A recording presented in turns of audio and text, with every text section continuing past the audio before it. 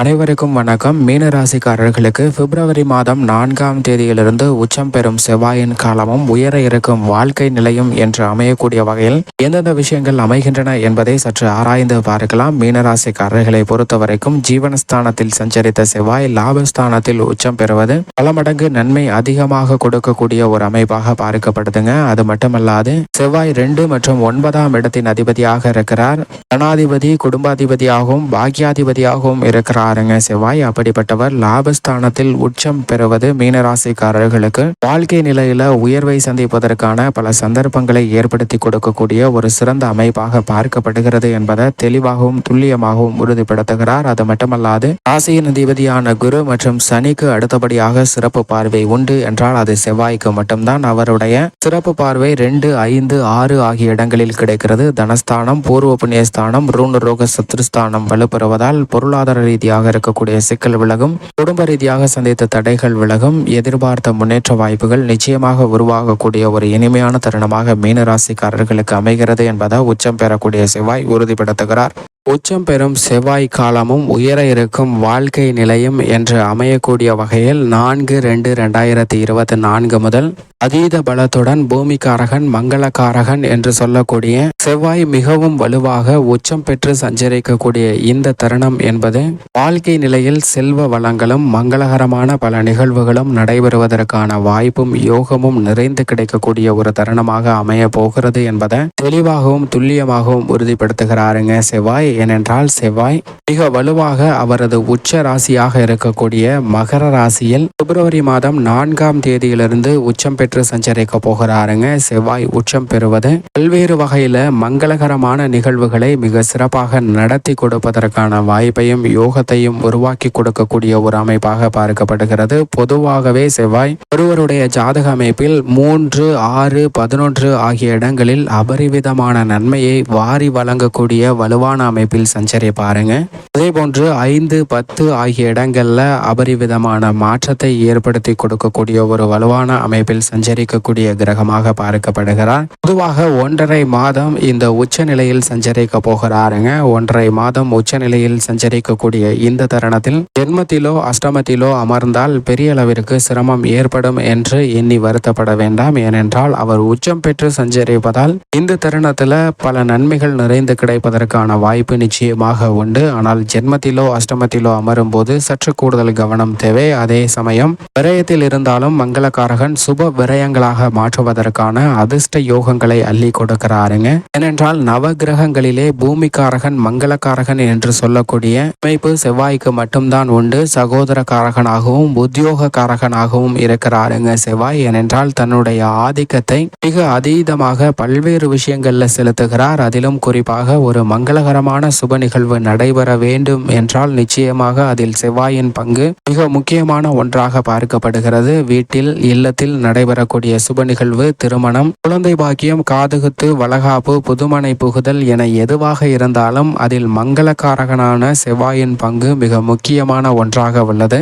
தற்போது அவர் உச்சம் பெறுவதால் இதுபோன்ற மங்களகரமான காரியங்களை மிக சிறப்பாக செய்வதற்கான வாய்ப்பும் யோகமும் நிறைந்து கிடைக்கிறது. அது மட்டுமல்லாது பூமிக்காரகன் என்றும் செல்வக்காரகன் என்றும் சொல்லப்படுகிறாருங்க. எனவே அவர் உச்சம் பெறக்கூடிய இந்த காலகட்டத்தில் உயர இருக்கும் வாழ்க்கை நிலை என்று சொல்லக்கூடிய வகையில் புதிதாக நிலம், பண்ணை நிலம், புதிய விவசாய நிலம், வீட்டு மனை, வாகனம், ஆடை ஆபரண சேர்க்கை என அனைத்தும் மிக சிறப்பாக கிடைப்பதற்கான வாய்ப்பும் யோகமும் மிக அபரிவிதமாக கிடைக்க இருக்கிறது என்பதை உச்சம் பெறக்கூடிய செவ்வாய் தெளிவாகவும் துல்லியமாகவும் உறுதிப்படுத்துகிறாருங்க.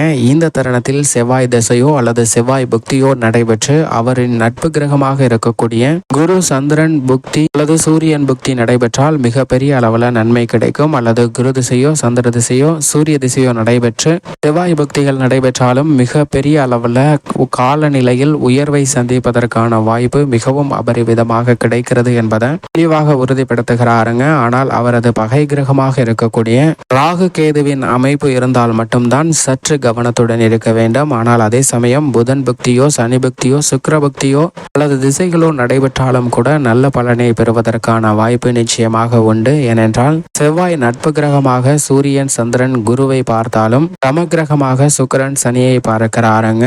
செவ்வாயின் பார்வையில் புதன் பகை கிரகமாக இருந்தாலும் கூட புதனின் பார்வையில் செவ்வாய் சமகிரகமாக பார்க்கப்படுகிறார். எனவே இந்த தருணம் என்பது நல்லதொரு மாற்றத்தை ஏற்படுத்தும். ஆனால் ராகு கேதுவை பகை கிரகமாக பார்க்கிறாருங்க. ராகு கேதுவும் செவ்வாயை பகை கிரகமாக பார்ப்பதால் சற்று கவனம் தேவை. இது மட்டுமல்லாது சனி மற்றும் செவ்வாயின் பார்வையோ செவ்வாயின் மாறுதல் ஏற்பட்டாலும் சற்று கவனத்துடன் இருக்க வேண்டும். ஏனென்றால் செவ்வாயின் பார்வையில் சனி சமகிரகமாக பார்க்கப்பட்டாலும் சனியின் பார்வையில் செவ்வாய் பகை கிரகமாக பார்க்கப்படுகிறாருங்க. எனவேதான் சனி செவ்வாய் பார்வையும் சற்று கூடுதல் மாற்றத்தை ஏற்படுத்தக்கூடிய ஒன்றாக பார்க்கப்படுகிறது. அது மட்டுமல்லாது நவ கிரகங்களிலே சனி குருவை தவிர சிறப்பு பார்வை உண்டு என்றால் அது நிச்சயமாக செவ்வாய்க்கு மட்டும்தான். செவ்வாயினுடைய சிறப்பு பார்வையானது இந்த தருணத்தில் மிகவும் அபரிவிதமாக 4, 7 ஆகிய இடங்களாக பார்க்கக்கூடிய மேசராசி, கன்னிராசி மற்றும் சிம்ம ராசியில் அவருடைய பார்வையானது பதிகிறதுங்க. செவ்வாய் தனது சொந்த ராசியை தனது சுப பார்வை சுகஸ்தான பார்வையால் மிகவும் வலுவுள்ளதாக மாற்றுகிறாருங்க.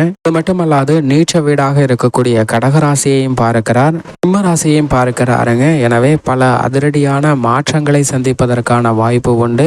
ஏனென்றால் ஜென்ம ராசியில் அமர்ந்திருக்கக்கூடிய தனது சொந்த ராசியில் அமர்ந்திருக்கக்கூடிய குருவை பார்க்கிறாருங்க செவ்வாய். இதுவும் மிகப்பெரிய மாற்றத்திற்கு வித்திடக்கூடிய ஒரு அமைப்பாக பார்க்கப்படுகிறது. ஆனால் அதே சமயம் மங்களகாரகன் உச்சம் பெறக்கூடிய இந்த தருணத்தில் அனைத்து விதமான சிரமங்களும் செயல்களும் துச்சம் என்று விலகி உங்களுக்கு நல்ல பலனை நிறைந்து கொடுக்கக்கூடிய ஒரு அமைப்பாக மாறுகிறது என்பதில் சந்தேகமே இல்லை. இப்படி செவ்வாயின் அமைப்பு வலுவாக இருக்க மீன ராசிக்காரர்களுக்கு லாபஸ்தானத்தில் மிக வலுவாக தனாதிபதியும் பாக்யாதிபதியுமாக இருக்கக்கூடிய செவ்வாய் வருவது நல்ல வரவேற்கத்தக்க ஒரு அமைப்பாக பார்க்கப்படுகிறது. ஏனென்றால் நீங்கள் திட்டமிடக்கூடிய காரியங்கள் அனைத்திலும் காரிய வெற்றியை நிறைந்து கொடுக்க போகிறாருங்க. பல்வேறு பணிகளில் நீங்கள் முக்கியத்துவம் அளிக்கக்கூடிய காரியங்கள் அனைத்திலும் லாபம் நிறைந்து கிடைக்க போகிறது. புதிதாக தொழில் துவங்குவது, புதிய வேலையில் இணைவது என உங்களது அனைத்து விதமான ஆர்வமும் முயற்சியும் வெற்றிகரமாக அமைய போகிறது. தனஸ்தானத்தை 4ஆம் பார்வையாக பார்ப்பதால் பொருளாதார ரீதியாக உயர்வை சந்திப்பதற்கான வாய்ப்பை நிச்சயமாக லாபஸ்தானத்தில் வீற்றிருக்கக்கூடிய செவ்வாய் உறுதிப்படுத்துகிறாருங்க. பூர்வ புண்ணியஸ்தானத்தை சப்தம பார்வையால் பார்ப்பதால் குடும்ப ரீதியாக சந்திக்கக்கூடிய பல சங்கடங்கள் விலகும். அது மட்டுமல்லாது எதிர்பாராத வகையில நீங்கள் சந்தித்து வரக்கூடிய சிரமங்கள் அனைத்தும் விலகி நல்ல முன்னேற்றம் நிறைந்து கிடைக்கக்கூடிய ஒரு தருணமாக அமைய போகிறது என்பதை தெளிவாகவும் துல்லியமாகவும் உறுதிப்படுத்துகிறாருங்க.